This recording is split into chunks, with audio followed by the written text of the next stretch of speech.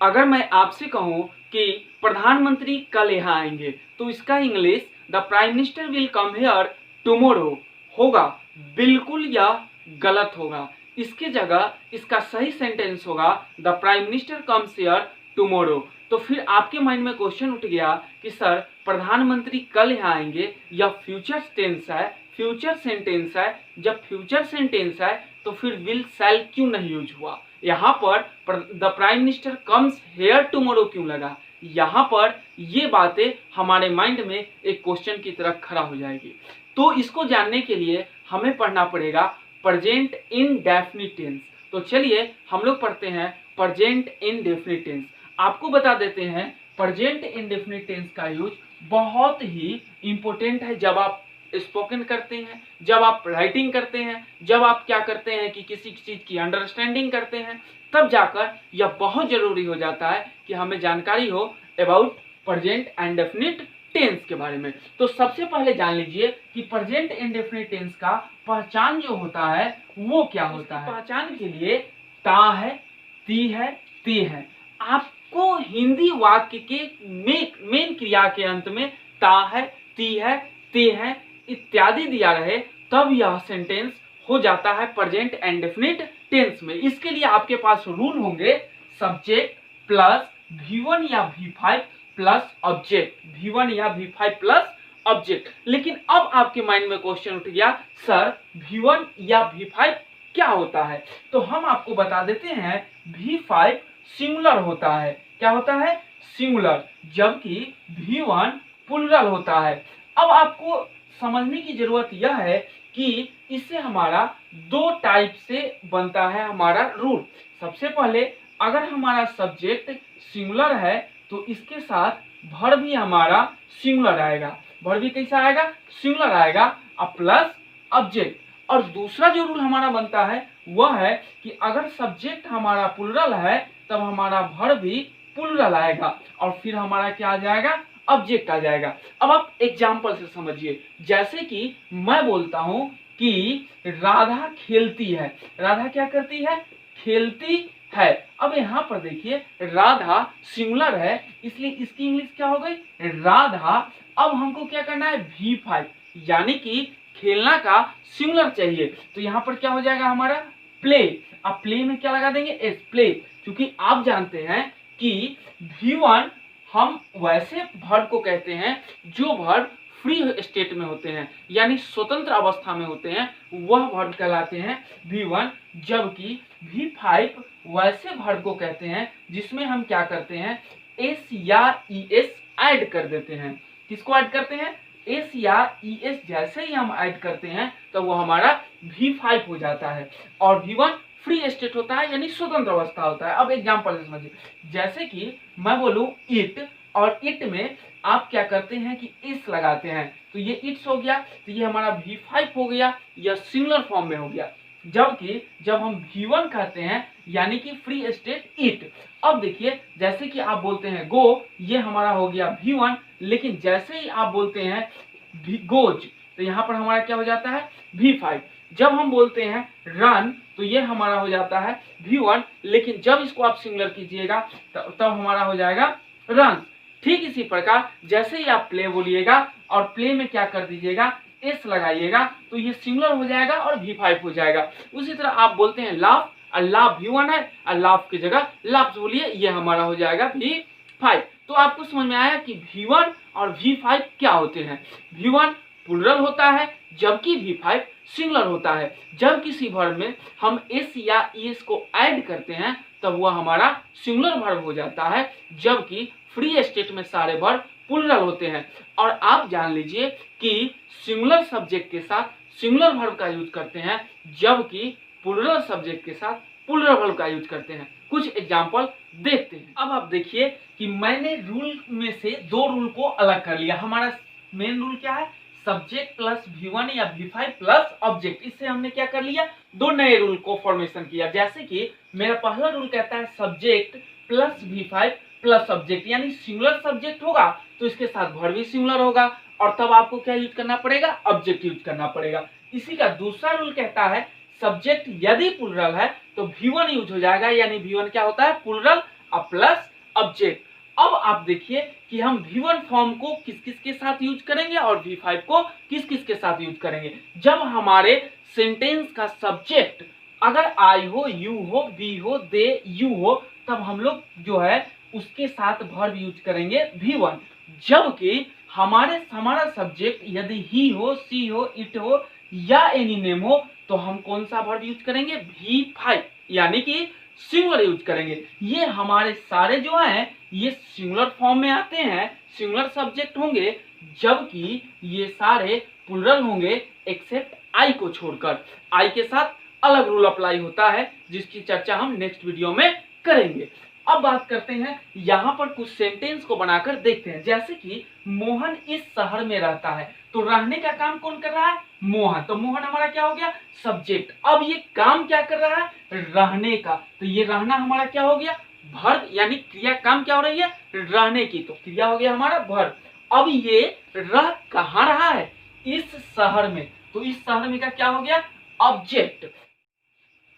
तो इसके लिए हमारे पास रूल क्या हो जाएंगे, सब्जेक्ट सिंगुलर, वर्ब भी सिंगुलर और ऑब्जेक्ट। तो बनाते हैं, मोहन हमारा सब्जेक्ट है तो यहाँ पर हो गया हमारा मोहन, और मोहन के बाद हमको क्या चाहिए, वर्ब, यानी V5। तो V5 क्या है, रहना, तो रहना का इंग्लिश क्या हो गया, लिव। और चूंकि हमको V5 करना है इसलिए यहाँ क्या लगा दिए, लिव्स। और लिव्स के बाद हमको क्या चाहिए, ऑब्जेक्ट। ये देखिए ऑब्जेक्ट इस शहर में, तो में का इंग्लिश क्या हो गया, इन, और इसका इंग्लिश हो गया दिस, और ये हमारा हो गया टाउन, यानी इसकी इंग्लिश क्या हो गई, Mohan lives in this town. Next देखते हैं, तुम लोग यह जानते हो, कौन जानता है, तुम लोग। तो तुम लोग क्या हो गया हमारा सब्जेक्ट, काम ये क्या कर रहा है, जानने का, तो जानना क्या हो गया, वर्ब। यह क्या जान रहा है, यह, तो यह हो गया हमारा ऑब्जेक्ट। अब हम क्या करेंगे, सबसे पहले हमको क्या चाहिए, तुम लोग। तुम लोग की इंग्लिश क्या होगी, यू, और यू के साथ आप जरा देखिए कि हमारा कौन सा वर्ब लगता है, V1। क्योंकि यू प्लुरल में आता है इसलिए हमारे पास क्या हो जाएगा, V1। तो V1 जैसे ही लगाएंगे तो क्या हो जाएगा, यू, और जानना का इंग्लिश क्या हो जाएगा, नो, और यह का इंग्लिश आप लिख सकते हैं दिस, या फिर आप यूज कर सकते हैं इट, यू नो इट या यू नो दिस। ये हमारा सेंटेंस कंप्लीट हो गया। कुछ और सेंटेंस देखते हैं। तो अब हमारे पास ये 3 सेंटेंस है, तीनों सेंटेंस को देखते हैं। तो हमारा सबसे फर्स्ट सेंटेंस कहता है कि मैं प्रत्येक दिन वहां जाता हूं, तो कौन जाता है वहां पर, मैं। तो मैं क्या हो गया, सब्जेक्ट। ये काम क्या कर रहा है, जाने का, तो जाना क्या हो गया, वर्ब। ये जाता कहाँ है, वहां, तो वहां हमारा हो गया ऑब्जेक्ट, और ये हमारे हो गए अदर वर्ड। तो इसको ट्रांसलेट करने के लिए सबसे पहले हमको क्या चाहिए, सब्जेक्ट, यानी मैं की इंग्लिश हो गई आई के बाद हमको चाहिए V1 या V5। क्योंकि आप जानते हैं आई के साथ हमारा लगता है V1, यानी कि जाना का इंग्लिश क्या हो गया, गो। और फिर कहता है कि ऑब्जेक्ट चाहिए, यानी वहां की इंग्लिश क्या हो गई, देयर। और अदर वर्ड प्रत्येक दिन, तो प्रत्येक दिन का क्या हो गया हमारा, एवरी डे। तो हमारा क्या हो गया sentence, I go there every day. Next sentence क्या कहता है उसको देखते हैं, वे लोग मुझे ये बताते हैं, कौन बताता है, वे लोग। तो वे लोग हमारा क्या हो गया, ये हमारा हो गया सब्जेक्ट। अब ये काम क्या करता है, बताने का, तब बताना क्या हो गया हमारा, वर्ब। अब बताइए यह किसे बताता है, मुझे, तो मैं क्या हो गया, ऑब्जेक्ट। और ये जो हमारा हो गया यह अदर वर्ड। तो इसको कैसे बनाएंगे, वे लोग की इंग्लिश क्या हो गई, दे, और दे के साथ हमारा वर्ब का कौन सा फॉर्म लगता है, ये देखिए दे के साथ हमारा V1। तो यानी कि दे, और बताना का हमारा क्या हो गया, टेल। और इसके बाद हमको चाहिए ऑब्जेक्ट, यानी कि किससे बताया, मुझे का क्या होगा, मी। अब कहता है अदर वर्ड, मी का मतलब, मी के बाद क्या हमारा, दिस। तो क्या होगा, दे टेल मी दिस। उसके बाद नेक्स्ट कहता है वह मुझसे यह कहता है, कौन मुझसे कहता है, वह। तो वह हमारा क्या हो गया, सब्जेक्ट। काम ये क्या कर रहा है, कहने का, वह मुझसे यह कहता है, तो कहने का काम कर रहा है। अब बताइए ये किससे कहता है, मुझसे। तो मुझसे क्या हो गया, ऑब्जेक्ट। यह हमारा क्या हो गया, अदर वर्ड। अब जैसे ही यह हमारा अदर वर्ड हो गया तो वह की इंग्लिश क्या हो गई, ही। और ही के साथ आपको कौन सा वर्ब चाहिए, वर्ब का कौन सा फॉर्म चाहिए, तो हमारा V5 चाहिए। तो कहता का इंग्लिश क्या होगा, से, और से में हमको यूज करना पड़ेगा सेज। अब किससे कहता है, मुझसे। तो मुझसे, यहाँ पर आपको ध्यान देने की बात है कि यहाँ पर कह रहा है मुझसे, तो इससे के लिए आपको यूज करना पड़ेगा टू, और मुझसे, मुझे का इंग्लिश मी। तो क्या होगा, he says to me. Other word क्या है, यह, तो यह हमारा हो गया दिस। तो अब हमारा हो गया क्या sentence, he says to me this. इस तरह से हम बना सकते हैं। अब मैं कुछ और सेंटेंस आपको बताता हूं, जैसे कि मान लीजिए कि लोग यह बोलते हैं, द पीपुल स्पीक दिस। यहां पर लोग प्लुरल है, इसलिए वर्ब का V1 फॉर्म आया है, फ्री स्टेट वर्ब। जैसे कि और मैं बोलूं कि राधा यहाँ पढ़ती है, Radha reads here. Radha singular है, इसलिए यहाँ पर रीड्स यानी कि सिंगुलर वर्ब लगा है। तो अब हम लोग देखते हैं प्रेजेंट इंडेफिनिट का, ये तो अफर्मेटिव था। अब हम लोग नेगेटिव सेंटेंस देखते हैं। नेगेटिव सेंटेंस का रूल कहता है सब्जेक्ट प्लस डू या does plus not V1 plus object. अब आपके माइंड में सवाल आ गया कि सर डू डज क्यों लगा, तो मैं आपको बता देता हूं, किसी भी वर्ब के साथ नॉट का प्रयोग तभी किया जा सकता है जब उसके साथ कोई हेल्पिंग वर्ब हो। यदि हेल्पिंग वर्ब नहीं है तो किसी वर्ब के साथ नॉट का प्रयोग नहीं होता। तो अब आपके माइंड में दूसरा क्वेश्चन उठ गया, सर डू या डज का प्रयोग हम कहां करेंगे, तो जान जाइए आपको मैं बता देता हूं कि डू और का प्रयोग हम लोग करते हैं प्लुरल के साथ। किसके साथ करते हैं, प्लुरल के साथ। अब इसका यूज कर सकते हैं आई के साथ, यू के साथ, दे के साथ, और इसके साथ क्या यूज कर सकते हैं, बी के साथ। और फिर आप प्लुरल के साथ प्लुरल नंबर में यदि कोई भी नाउन है तो आप यूज कर सकते हैं डू का प्रयोग।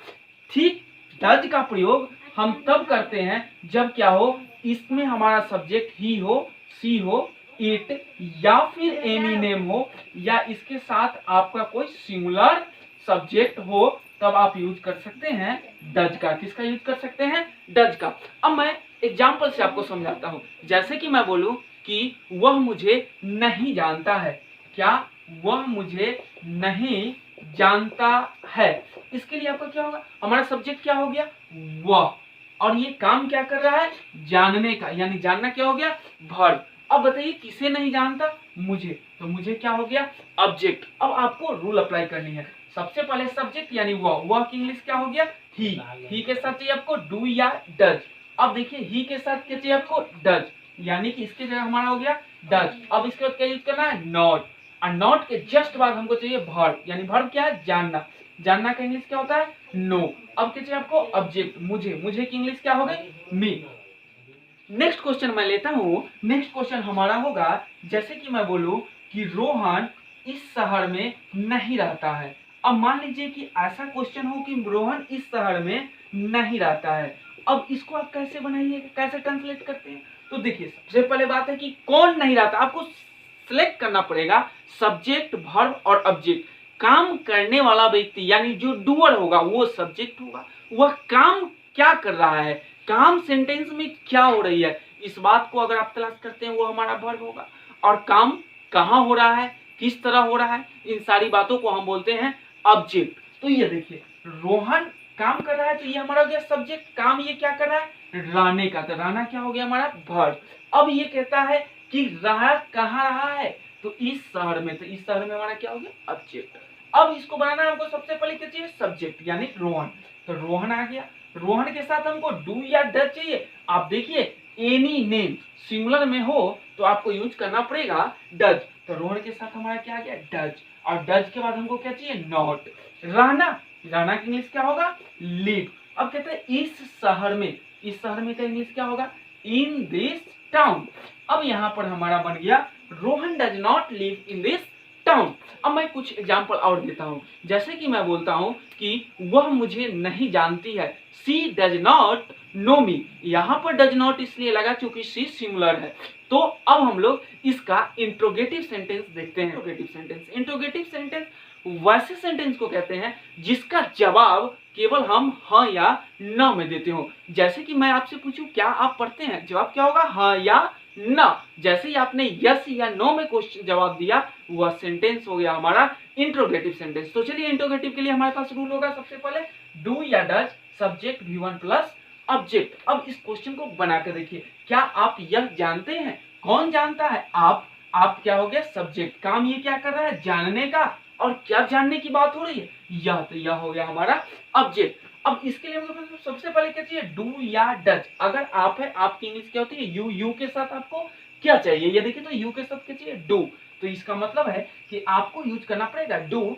आपके लिए क्या होगा यू, और इसके बाद आपको सब्जेक्ट के बाद वर्ब चाहिए, यानी जानना का इंग्लिश क्या होगा नो, और नो के बाद क्या चाहिए ऑब्जेक्ट, यानी कि यह, और यह की इंग्लिश क्या होगी दिस। तो हमारा क्या होगा डू यू नो दिस। अगर मैं इसी तरह बोलूं कि क्या आप पढ़ते हैं, इसका इंग्लिश क्या होगा डू यू रीड। अगर मैं इसके जगह पूछूं कि क्या वह वहां जाती है, डज सी गो देयर, यहाँ पर डज क्यों लगा, सी है, सी के साथ आपको क्या चाहिए डज, तो यहाँ पर क्या हो गया सी के साथ डज, इसलिए आप लगाए डज सी गो देयर। मैं इसी जगह कहूं कि क्या वे लोग खेलते हैं, डू दे प्ले। ठीक इसी तरह हम लोग अब देखते हैं इंटरोगेटिव निगेटिव सेंटेंस, यानी कि क्वेश्चन तो किया जाएगा लेकिन उसमें नहीं का यूज होगा। जैसे कि इसके लिए हमारे पास रूल होगा डू या डज। क्या रूल होगा डू या does, subject not V1 plus object. अब देखिए यहाँ पर क्या वे लोग मुझे नहीं पढ़ाते हैं, कौन नहीं पढ़ाते हैं वे लोग, वे लोग क्या होगा सब्जेक्ट, ये काम क्या कर रहे हैं पढ़ाने का, तो पढ़ाना हमारा क्या हो गया वर्ब। किसे नहीं पढ़ा रहे मुझे, तो मुझे क्या हो गया हमारा ऑब्जेक्ट। वे लोग है, वे लोग इंग्लिश दे के साथ हमारा क्या लगना है डू या डज में से, देखिए तो यहाँ दे के साथ क्या लगना है, सबसे पहले हमको क्या चाहिए डू, और डू क्यों चाहिए क्योंकि हमारा सब्जेक्ट क्या है दे, तो जैसे ही दे है तो डू के बाद हमको क्या चाहिए सबसे पहले सब्जेक्ट, तो यहाँ पर क्या आ गया हमारा दे, और दे के जस्ट बाद क्या चाहिए आपको नॉट, तो ये हमारा आ गया नॉट। नॉट के बाद V1 यानी पढ़ाना, पढ़ाना का इंग्लिश क्या होगा टीच, किसे पढ़ाना ऑब्जेक्ट, ऑब्जेक्ट मतलब मुझे की इंग्लिश क्या होगी मी, तो इसकी इंग्लिश क्या होगी do they not teach me, मतलब क्या वे लोग मुझे नहीं पढ़ाते हैं। इसी तरह जब मैं बोलूं कि क्या आप लोग वहां नहीं खेलते हैं, do you not play there, यहां पर क्या हुआ कि आपने यूज किया यू के साथ डू, यानी कि जब हम इंट्रोगेटिव सेंटेंस का यूज करते हैं तब हमारा क्या होता है कि डू या डज पहले हो जाता है। ठीक इसी प्रकार अगर कोई WH वर्ड सेंटेंस है तब भी हम क्या करते हैं कि इस डू डज से पहले यूज कर लेते हैं WH वर्ड को। जैसे कि मैं आपको बोलता हूं कि वह कैसे पढ़ता है, यहां पर देखिए WH वर्ड क्या आ गया कैसे, तो WH वर्ड आ गया वह कैसे पढ़ता है, यानी कि हाउ डज ही रीड। यहां पर आपको एक बात समझनी है कि WH वर्ड किसको कहते हैं, तो WH word what, when, why, where, which, who extra, इन सारे वर्डों को हम बोलते हैं WH वर्ड। और ये वर्ड जब WH सेंटेंस हो तब सेंटेंस में सबसे पहले इसका यूज होगा, यानी डू या डज से पहले भी इसका प्रयोग आप करेंगे। जैसे कि नेक्स्ट बोलूं आप कब जाते हैं, व्हेन डू यू गो, यहाँ पर व्हेन WH वर्ड, उसके बाद डू, उसके बाद सब्जेक्ट, उसके बाद V1, फिर हमारा क्या आ जाएगा ऑब्जेक्ट अगर अदर वर्ड है तो इस तरह से आप क्या कर सकते हैं प्रेजेंट एंड डेफिनिट टेंस को बना सकते हैं। लेकिन मैं इसके एडवांस रूल की चर्चा नेक्स्ट वीडियो में करूंगा, और मैं अभी आपको 2 क्वेश्चन देता हूं जिसको ट्रांसलेट करके आप मेरे कमेंट बॉक्स में लिखिए। मेरा पहला क्वेश्चन होगा आप लोग कैसे रहते हैं, वह मुझे कैसे जानता है। 2 सेंटेंस को आपको कमेंट बॉक्स में लिखना है। यदि आप इस चैनल पर नए हैं तो सब्सक्राइब करें, बेल आइकन को दबा दें ताकि हमारा नेक्स्ट वीडियो का नोटिफिकेशन सबसे पहले आप तक पहुंचे।